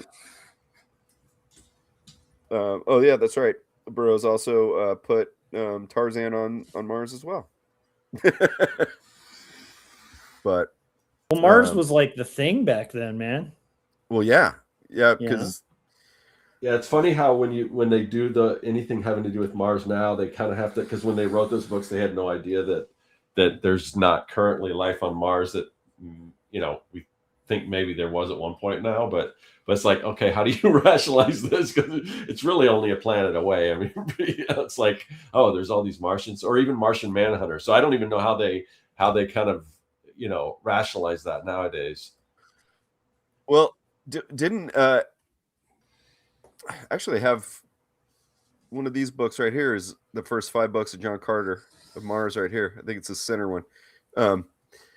Because my daughter, I used to read that stuff to her. She loves John Carter. But I think doesn't he go in the back to the past on Mars? Maybe, yeah. I'm trying to remember, but yeah. Yeah, because now we're like finding, you know, there's these microbes and water and blah blah blah, which I don't know, pretty cool. Yeah, for sure. Yeah, but the Mars rover stuff, I get super excited about that stuff. When they parachute dropped that thing on Mars was pretty a magical moment. Dude, going back to like the fun conspiracies that we were talking about, you know, about the cleaning event that they can't explain, where the rover got clean, and they're like, how did that happen? Yeah. So I was like looking around. I forgot what the big green like bug insecty guys that were, because there's different races on Mars, right? And there's that one race, and they were like they had the tusks and all that kind of stuff. And one befriends John Carter, and but I was looking for their footprints when it was like they're like, how did the rover get clean? It was like, scan around, look for the footprints. Edgar Rice Burroughs was onto something. He was a prophet. Yeah. Well, he also did. I love that. I don't know. I mean, I'm assuming it was a conspiracy theory. I know it's like one of those flat Earth kind of things now of the hollow Earth. But he did a whole series of these people who take a I was gonna say dirigible, but it's not a dirigible because it burrows into the Earth and they find like a whole primitive. And I think there's dinosaurs and stuff in the middle. H.G. Wells did that. Well, yeah, like the journey to the center of the Earth, where they drill down to the center of the Earth, and there's like maybe that's where maybe he was just maybe he was riffing on that because I've got a couple of the Edgar Rice Burroughs, but you're right. And then didn't Jules Verne have something similar? Journey to the Center of the Earth, was that H.G. Wells or was that? No, I think that was Jules Verne. That was Verne. I'm sorry. Yeah, Verne. But there was elements of that in the Time Machine too. Didn't they live underground, the Morlocks, or no? Or in the comics. Yeah. There's a lot of underground crazy people. Yeah, and the Morlocks. Yeah, they made Storm turn into a punk for a while. That was pretty rad. Oh yeah, punk rock Storm was like that was one of my eras. She was cool. That's when JR was doing the pencils and inks, I think. Yep. So good. But I get a lot of H.G. Wells and Jules Verne stuff mixed up because probably because it was so long ago, and I think that they both did like real similar themes. Yeah, for sure. And it's funny too because I remember really digging those as a kid. Like Around the World in 80 Days was great. Like, they're just a lot of really good.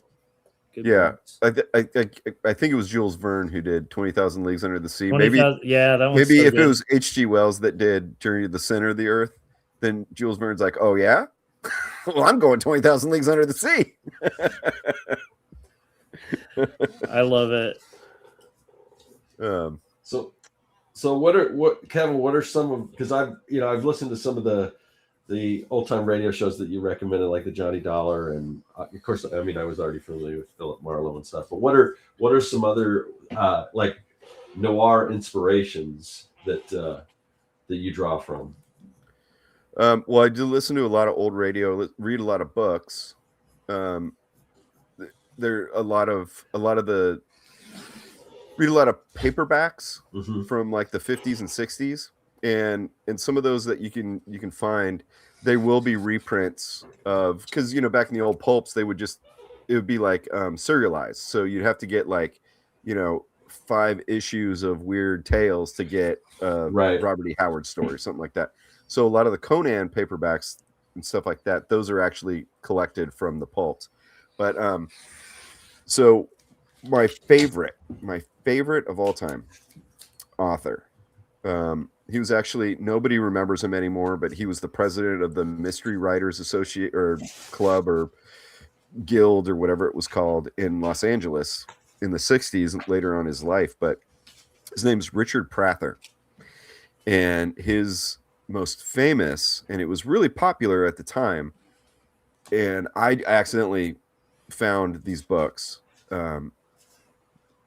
because it's not really popular now, and it should be, but it's this detective named Shel Scott, and I swear to God, Race Bannon is based on from Johnny Quest cartoon, is a ripoff of Shel Scott, but his prose writing is so tight, and he can sometimes make it like sound like you're reading an X-rated movie, but there's no bad words in it and there's no explicit descriptions. It's all done in things like, because there's always a femme fatale in these kind of things, right? Yeah. And so if he's talking about, she's got some personality up front, it'd be like, she got there 10 minutes before she walked into the room. Yeah. Stuff like that. And you're like, oh, she's got big boobs. Right. Yeah. And then he'll talk, a lot of language that would be considered sexist now that I think also should be brought back. Just kidding, all you tomatoes out there. And there's some pretty outlandish stories, because also that he was for sure writing for the pulps, because I think he was at least a little kid when the pulps came about, you know. He might have been, though. He might have been old enough, in his 20s or something. But in the 50s and 60s, he was definitely taking that style and like pumping out these books. And for some reason, I've not read a bad one yet. And he was just pumping them out. And he was just so good. And so a lot of stuff. Well, he also led me to Brett Holiday, who does oh God, I'm trying to think of his main detective. But also Brett Holiday might be a name used by a publisher for several writers. I would. It sounds like a nom de plume. Yeah. Because his name's Holiday, Brett Holiday. Yeah, because they did that with a lot of like the Doc Savage books. Yeah, which was also from pulp. I've got a lot of the 70s reprints. I think like Hardy Boys and Nancy Drew are also all ghostwritten by somebody that didn't exist. Right. Yeah. There's a lot of I'll stuff. tell like you that. this. Like when I used to work for an education company, they had 2 women's names that they would use for every children's book. And they were done by like 40 people on staff, most of whom were like old guys, you know, like, but they had just done market research and they were like, these names will sell these books better. Like in the education world. Yeah. If you see, Keith Robeson on those old Doc Savage books, and also The Avenger, which is not anything like the comic Avengers. He's kind of this freelance man of action for hire kind of guy with Skin of Stone, which is sort of like Doc Savage. Yeah, Doc Man Savage, of Bronze, Skin of Stone, Man of Bronze, and but those are also written by Keith Robeson, you know, and I can't remember who started Doc Savage, but eventually the publishers just went with Keith Robeson. There's a lot of famous pulp writers that would write those stories under Keith Robeson. Yeah. So the Executioner book series. I'm trying to remember that guy's name. Don Pendleton did the Matt Helm books. I can't remember it, but the Executioner book series was written by this dude who I can't remember his name, but Marvel ripped him off. It's the Punisher, and they even went to court over it. And he wrote the first 24 books of this character that Marvel would rip off, and then whatever his name is, it says. Actually, I have one of his books over there, but I don't want to mess up the flow. It'll say like Don Pendleton's The Executioner, and then it won't have like an author. It's like the publisher just assigned it to somebody. But I read a lot of books like that. Yeah. And because there has to be a bunch of imagination, you know, you gotta pump these things out. And they were, you know, the pulps were like pre-comic, you know, you want to find out what happens next, you know. And so sometimes they write themselves in the corner and it would get weird. You know, even in the very first Doc Savage story, he has to go to some, you know, quote unquote savage land, and there's these little worms that that burrow into people's skin to control them and stuff from some tribe that has access to these glow in the dark worms. You know, that's the first story. You know, it's just weird stuff. And so I read that. My favorite podcast, old time radio detective show right now is, and I put it on one of our or mentioned it on one of our collab Tropical Sugar Kooks videos, is Pat Novak for Hire. Oh yeah, and I forgot to check. And that is Jack Webb, who from Dragnet. Oh, maybe I did listen to it. Yeah, and the writing is on the level of Richard Prather's Shel Scott stuff, and so when I can't come up with an original kind of noir sounding thing, those things are probably my biggest influences. So sometimes I'll think I did an original thing and be like, and then I'll listen while I'm like drawing or something to like a Pat Novak episode, and I'm like, oops, that's from that, you know. But yeah, sometimes, yeah, I just will be like, this is too good. And I love it, what Jack Webb did, because that was back in the day when you could be a star of a show and the big hitter behind the scenes too. So Jack Webb had a lot to do with that show, as he did with Dragnet. He wasn't just the star of it. So yeah, it's by far one of my favorites. And I watch a lot of noir stuff. Luckily, a lot of noir stuff is hit the public domain, so you can find a lot of like actually really good stuff, not just like garbage on YouTube. And kind of sift through to look at that stuff. So one of my favorite movies, probably of all time,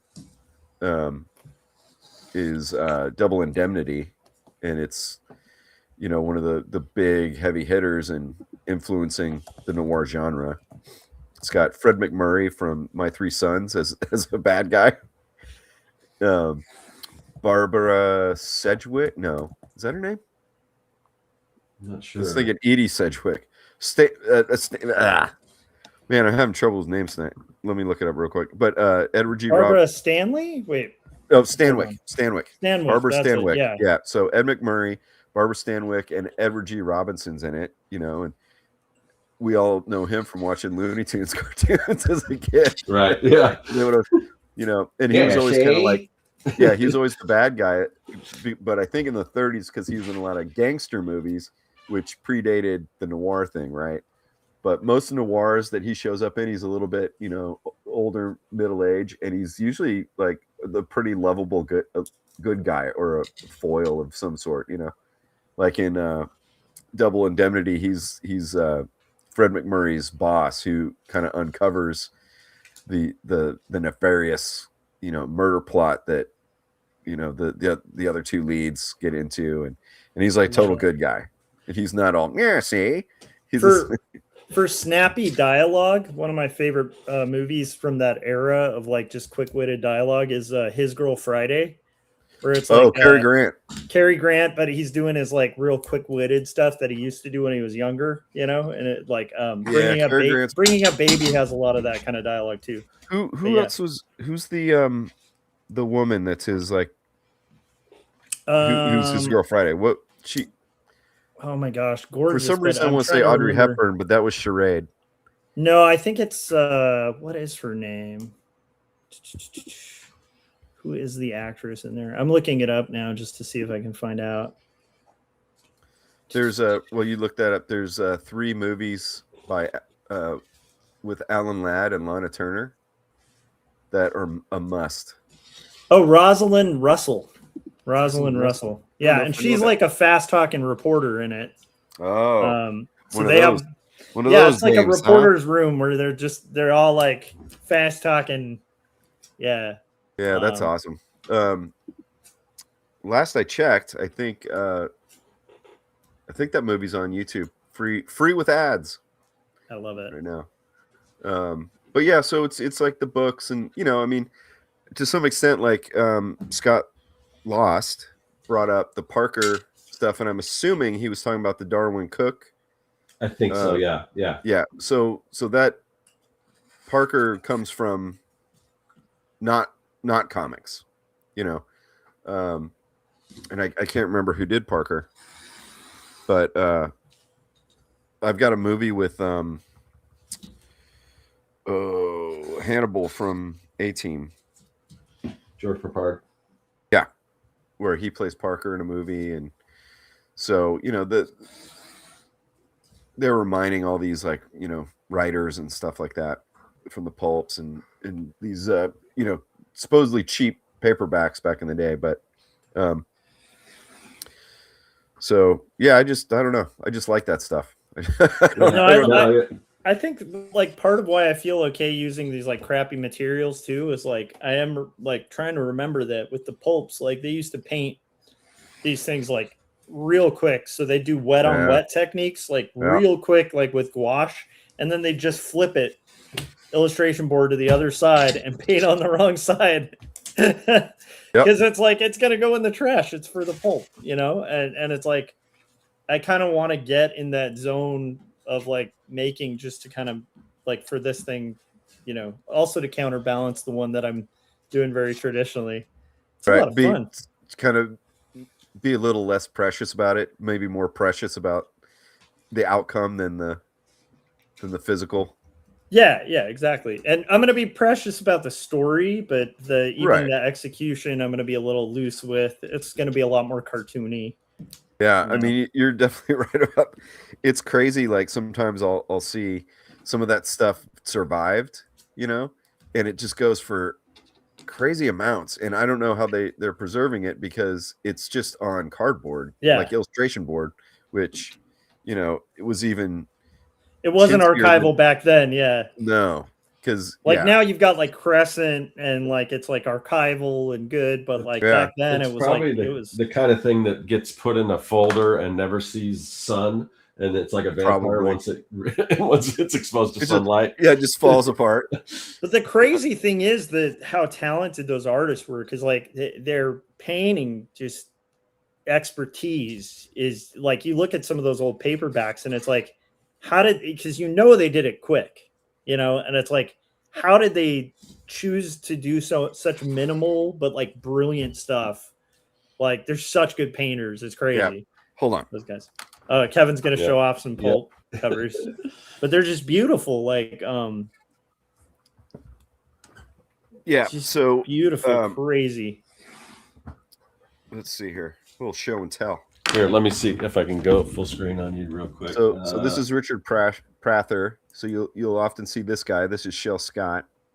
Dance with the Dead. I'm not sure who did this. Robert McGinnis does who I think is still alive, actually. He's like 1,000.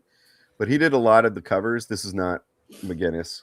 But, you know, here's another Shel Scott. This is a real early good. One. Mm-hmm. Look at just that like quick wash on the back. Yeah.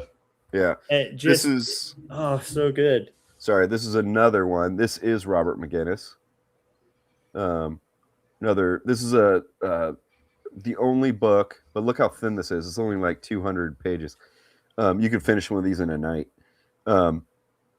This is the only short story collection. So this feels like pulp when you're reading it.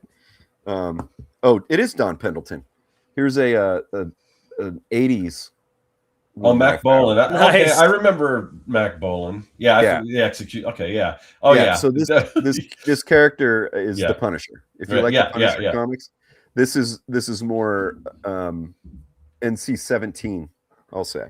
Mm-hmm.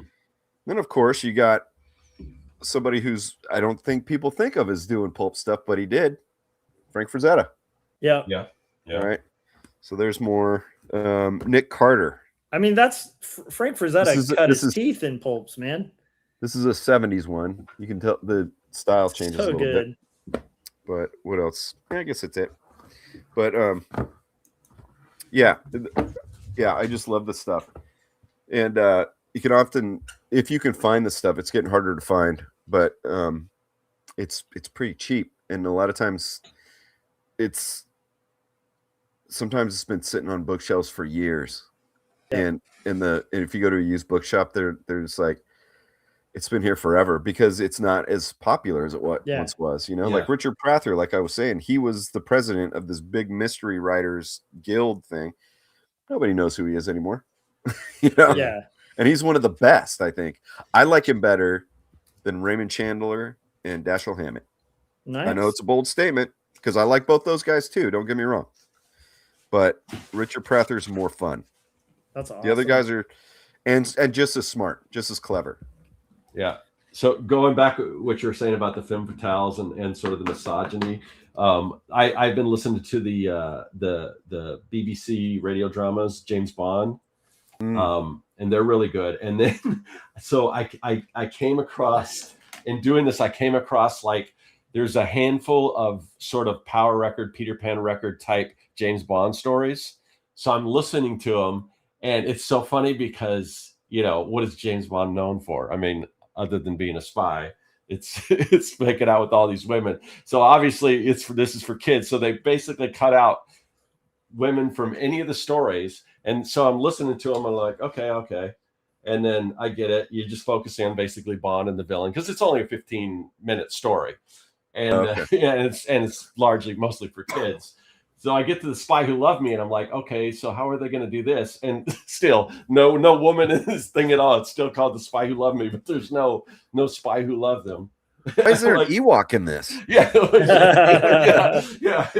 And then the funny thing James is, Bond and the Gummy Bears. The James Bond Christmas special. Yeah. It's so funny because I'm listening to music and it sounds like it comes in and it sounds like not Maneater. What's the one from Flashdance? Maniac. The music. Oh, I'm like, and I'm imagining the narrator coming in and then and the narrator goes, and then Michael Cimbello comes in with his keyboard, and it's so funny because the music, because I think it was probably produced in like the 80s.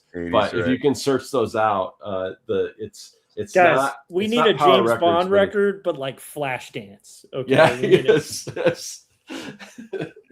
Flashdance, James Bond. Boom. There's our pitch.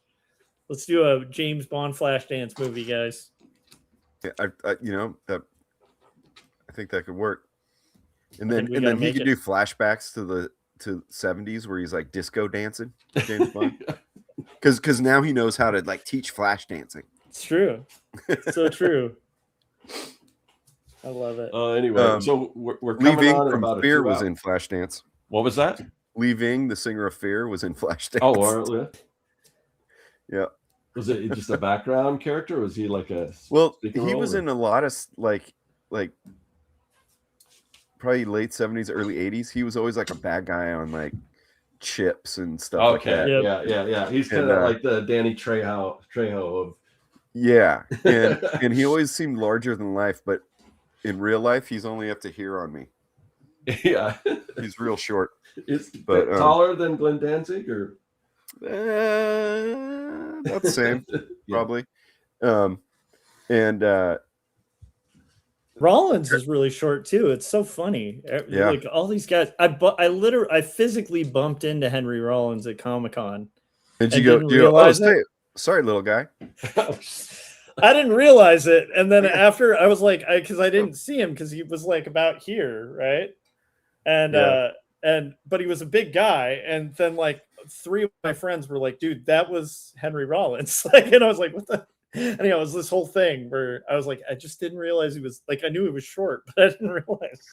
Yeah, but he's a workout maniac though. So he's a guy I would not mess with. Yeah.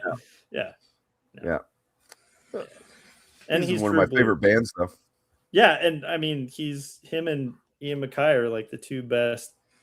Oh, dude, they just did a Henry Rollins has a new podcast, and I can't remember what it's called now. And he just they've been friends since they were kids. I think they discovered punk rock together. Yeah, they worked at like a Haagen-Dazs. They worked at a Haagen-Dazs, and it's actually Ian MacKaye that told him, because apparently Henry Rollins was like, Black Flag offered me the job, and Ian MacKaye goes, that's your favorite band. You join that band and move from DC to Los Angeles, whatever it takes. You be in Black Flag. So it's Henry Rollins like apparently was having second thoughts, and Ian MacKaye was like, no, you do it. But yeah, Henry Rollins just had him on, and they were just reminiscing. I can send it to you afterwards. Yeah, I can't remember what it's called, what the name of the podcast is, but it's a lot of stories I've known from books or hearing them talk in different interviews. But now that they're old guys talking about it, there's something like real endearing and cool about it. Yeah, it's amazing. They're talking about like skateboard stories and stuff, and like it's awesome. Henry Rollins in the 80s used to be in this independent trucks ad in Thrasher. We think of like, oh, he's this old guy now, but no, he was skating, doing cool stuff. But oh yeah, I mean, like even Ian MacKaye, like Ian MacKaye was never like a workout looking guy, but still skated all the time. Was like pretty, like they're all very legit people. Yep, it's crazy. So. I am excited about your animation, Kevin. I think it's going to be awesome. Well, I'm excited about Duck Cop, or all duck cops are bastards. Yeah, or Ad Cab for short. You're gonna pushing that ad. No, cab. so I also really dig it because this might not be at all, but I love the Gerber Howard the Duck comics. Yeah. And There's a bit. And then I liked when Gerber and Kirby got pissed off at Marvel and went off and did Destroyer Duck. Yeah. I've got some of those that are pretty good, but they're obviously, that's a bitter comic, and so if you know the backstory, you're like, oh man, it's a disc track, the whole thing. Oh my gosh, there's so many secret diss tracks against Marvel and DC within those universes. It's so funny. Yeah. That is a trip. So, yeah. Well, anyway, wrap it. I mean, we could hang out still afterwards, but as far as the recording portion, we're at like 2 hours. So. Oh, that's true. Do you want to freestyle wrap it? All right. Oh yeah. Okay. All right. Go MC. Wait, what was your MC name, Circlet? It was Psych Rock. Psych Rock. Because they used to call me Psycho, and I did, and it wasn't a term of endearment at the time because I was a spaz, but I but I was like, oh yeah, that's cool. Yeah, so I kind of changed it, but yeah, that was it. I love it. Man. All right, we got Psych Rock over here. I wish I could have been a fly on the wall to see he was a spaz. I know. I don't think of you. Yeah, I can't envision that, Scott, at all. Anyway. You done grown up. Yeah. He's all grown up. All right, so we'll start with Josh. Josh, where can everyone find your stuff? You can find Not Death to Love, the Strange Supernatural Story of Elizabeth Barrett Browning for pre-order at bookstores everywhere. You can ask your local comic store to put it on order. You can ask your local library, and I would recommend maybe getting it through Barnes & Noble because they have a pre-order discount. So I think you get like 10 to 25% off or something. So check that out. And then 2 stories. My comic about faith and mental illness. That's hand-lettered, hand-inked, and handed to you. Book 1. I'm working on book 2 right now, but book 1 is available on Amazon. Jacob's Apartment. Story about 2 polar opposite roommates whose dreams and reality start interweaving. And it's kind of like if you took Eternal Sunshine for the Spotless Mind, put it in a blender with Ghost World. If you like that flavor, you'd like Jacob's Apartment. You can get that at bookstores everywhere. And finally, if you're curious about seeing sneak previews of 2 Stories Book 2 or following along to the Duck Cop story, follow me on Instagram. And I think my Instagram, can you guys remember if it's Josh or Joshua Kimball? I can't remember.